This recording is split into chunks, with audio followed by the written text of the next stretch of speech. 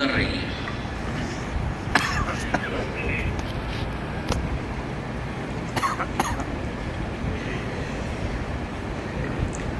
بسم اللہ الرحمن الرحیم، الحمد للہ وکفا وسلام علی عبادہ الذین اصطفیٰ، اما بعد۔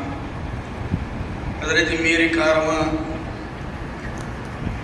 صدر محترم مرکزی رابطہ اسلامیہ عربیہ حضرت محتمم صاحب دارالعلوم دیوبند دامت برکاتہم کے جامع معنی افتتاحیہ اور جس میں خلاصہ درج ہے، اور اس کے بعد حضرت صدر المدرسین دارالعلوم دیوبند جو ہمارے اکابر اور اسلاف کے ورثے کے امین ہیں، ان کی بصیرت افروز گفتگو کے بعد جو اعلامیہ سامنے آیا ہے، اس کی تائید کے علاوہ اور کوئی بات عرض کرنے کی ضرورت نہیں ہے۔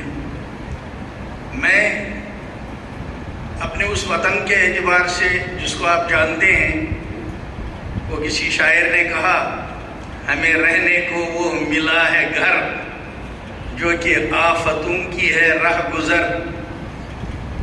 وہاں ہم ایسے سروے جو یہاں سامنے آئے ہیں، ہم لوگ تقریباً 5 ڈپارٹمنٹوں کو سال سے دیتے آئے ہیں۔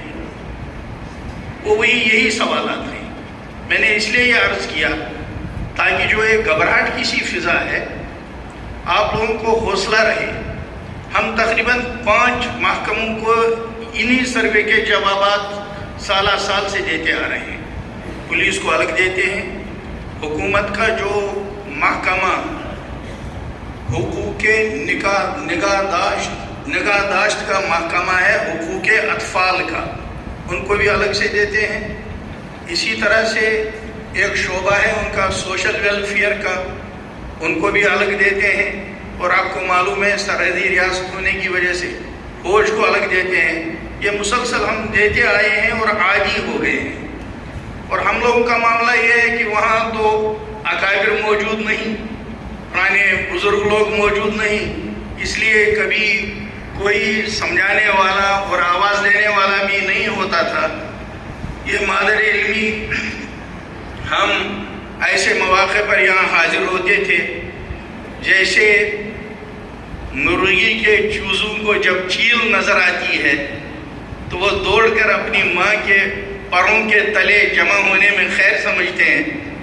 اسی طرح سے ہم وہاں سے یہاں حاضر ہوتے تھے جب سے یہ سلسلہ وہاں شروع ہوا۔ چھتہ مسجد میں ہوتے تھے، حضرت مفتی محمد حسن گنگوہی رحمۃ اللہ علیہ، دفتر اہتمام میں ہوتے تھے حضرت مولانا مرغوب الرحمن صاحب رحمۃ اللہ علیہ، اور ادھر مدنی منزل میں ہوتے تھے حضرت فدائے ملت سید اسد مدنی رحمۃ اللہ علیہ۔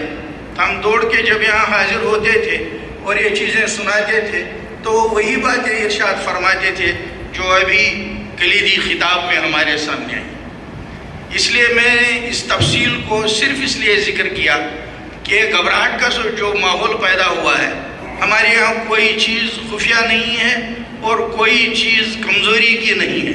البتہ یہ ضروری ہے کہ 10 سال سے تقریباً انہی مجلسوں میں ہمارے اکابر رابطے کے اجلاسوں میں جو تاکید کر رہے ہیں، اس کو تھوڑا سا دھیان سے پڑھنے کی اور اپنے یہاں اس کی تنفیذ کی ضرورت ہے۔ جیسے بات آئی ابھی مالیات کا، یہ آج نئی بات نہیں کہی گئی، ہم انہی اجلاسوں میں تقریباً 10 سال سے سن رہے ہیں۔ مطبع کے نظام کی بہتری، صفائی ستھرائی، وہ سوشل ویلفیئر اور نگہداشت اطفال والے شعبے، اس کو دیکھتے ہیں۔ اس لیے ہمارے اکابر کی چونکہ فراست بہت دور کی ہے اور انہوں نے 10 سال پہلے ہم کو اس طرح متوجہ کیا، تو آج کا مرحلہ ایسا آیا ہے کہ اگر ان ہدایات کو سمجھنے میں، ان کی عملہ آوری میں کوئی کوتاہی رہی ہے تو وہ اب دور ہو جائے گی، تھوڑی چستی آ جائے گی۔ اور آخری بات، صدر محترم نے جس تفصیل سے آپ کو سمجھایا، اس میں ایک بات ہمیں ذہن میں رکھنے کی ہے۔ دارالعلوم جب قائم ہوا، اس وقت پورے عالم میں برطانیہ کا راج تھا اور ان کا دعویٰ تھا کہ ہماری سلطنت پر سورج کبھی غروب نہیں ہوتا۔ اس کے بعد انہوں نے متعدد مراحل سے کام کیا، جیسے ابھی حضرت نے فرمایا ہمارے اکابر کی لاشیں ہزاروں میں لٹکا دی۔ دوسری طرف سے پادری آتے تھے، وہ ہر مجمع میں اعتراضات بیان کرتے تھے، جیسے اس وقت واٹس ایپ پر آتے رہتے ہیں اعتراضات اسلام پر، نبی پاک صلی اللہ علیہ وسلم کی زندگی پر، اور طرح طرح کے۔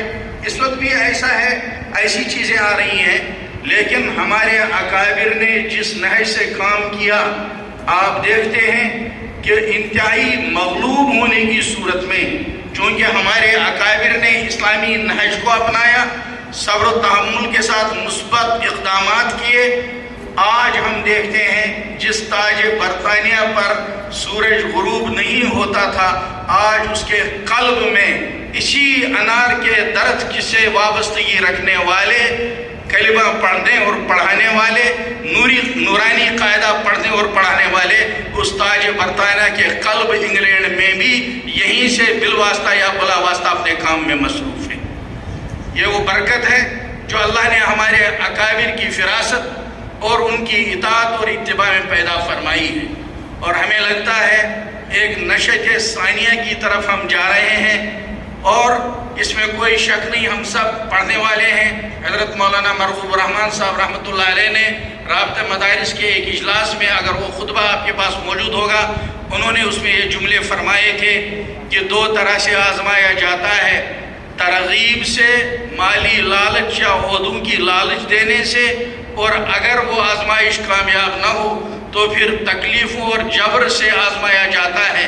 لیکن نبی کریم صلی اللہ علیہ وسلم نے اپنے چچا سے ایک وقت کہا تھا کہ اگر میرے دائیں ہاتھ میں آفتاب رکھا جائے، دوسرے میں ماہتاب، لیکن میں جس مشن کو لے کر آیا ہوں چچا جان اس کو میں چھوڑ نہیں سکتا۔ ایسا ہوتا آیا ہے، کبھی ہم کو لائبریریوں کے لیے، لیبارٹریوں کے لیے ترغیبیں دی گئی، اور کبھی اب دوسرے مراحل سامنے ہیں، لیکن ہم جانتے ہیں جب ہم اپنے اکابر کی صورتحال کو سامنے رکھ کر آگے قدم بڑھائیں گے تو نہ ہمیں کوئی حرص قدموں کو ڈگمگائے گی، اور نہ کوئی ترغیب ہمارے قدموں میں تزلزل پیدا کرے گی۔ البتہ صرف مسئلہ ایک ہے، کیا ہم اکابر کی بتائی ہوئی ہدایات کے مطابق چل رہے ہیں یا نہیں؟ اس میں اگر کوئی کوتاہی ہو اس کی ہمیں درستگی کرنی چاہیے۔ اللہ توفیق عطا فرمائے۔ وآخر دعوانا ان الحمد للہ رب العالمین۔